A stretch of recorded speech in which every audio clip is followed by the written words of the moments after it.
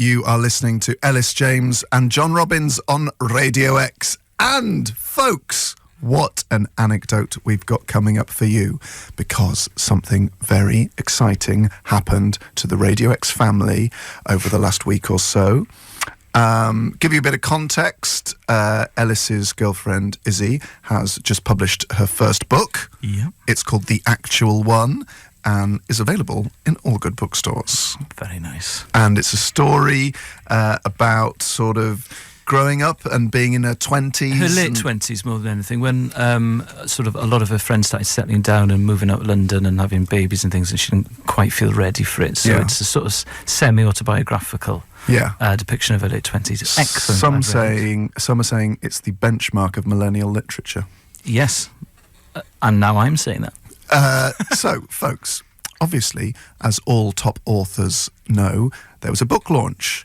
It was hosted in a lovely independent bookshop in Crystal Palace. The Bookseller Crow. Yes, I attended, having drummed up enthusiasm amongst some other attendees for the BLL, the book launch lash.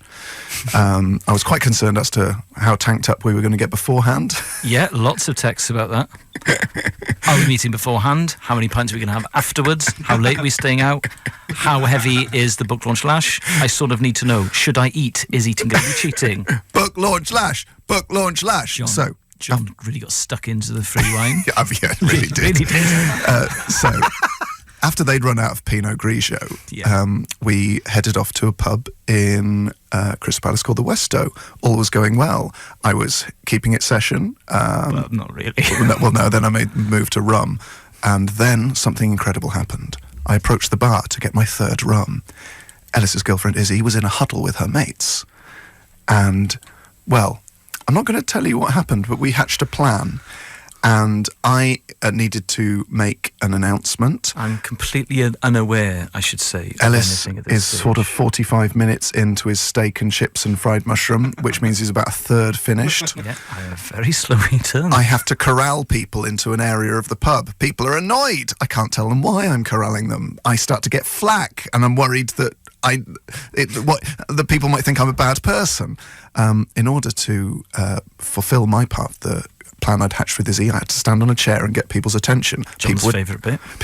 All people knew was that I was drunk and standing on a chair. They were telling me to get off the chair. Classic Robbins. What are you doing? Get off the chair. And luckily, folks, I recorded video of what happened next. We're going to play it for you. It begins with me tapping a teaspoon onto a glass for far too long. So, hit it, Dave.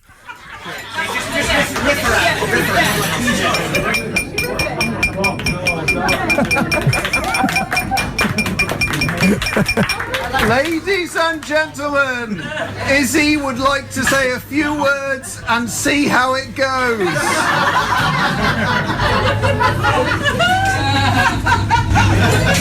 Thank you everyone for coming, and something that I'd like to say to you. I love you, and will you marry me?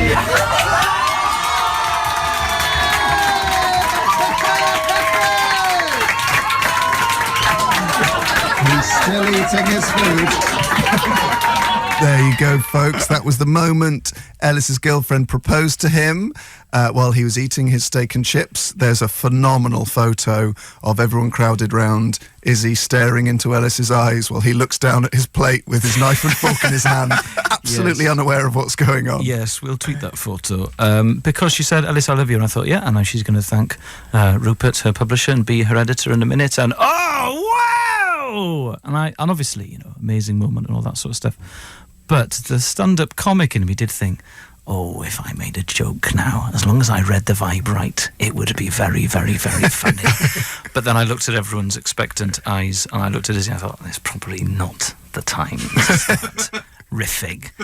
Not like the sort of, the aborted riffs about Leatherhead, Dorking and Reigate, which I sort of didn't do at my gig last night because, I've been doing stand-up for 11 years. I think I can read a room. So I said yes. Very, very happy. Wallop, I think is the word. That's exactly the word. So there you go, T. What a lovely moment. What a lovely thing to be instrumental in orchestrating. What a lovely thing to have sort of taken over a bit with my Seeking the Limelight. But there's a very, very funny bit at the start of that audio where John's girlfriend keeps muttering to him, "Don't force her to do something she feels uncomfortable with. Don't pressurise her, John. You're pressurising her, John." And John's going, "I've got a plan. We've had a chat. We've had a chat." And then there's a recording of our friend Daniel saying, What are you doing on the chair, mate? What are you doing on the chair, mate? Get off the chair, mate. Get down from the chair, mate." Daniel doesn't drink, so he doesn't go out very much. And our friend Tim said, "Oh, there's a thing, Dan. What you don't realise is that if you went to the pub more, this sort of thing actually happens all the time." It's just fairly regular sort of Tuesday night pub stuff proposal.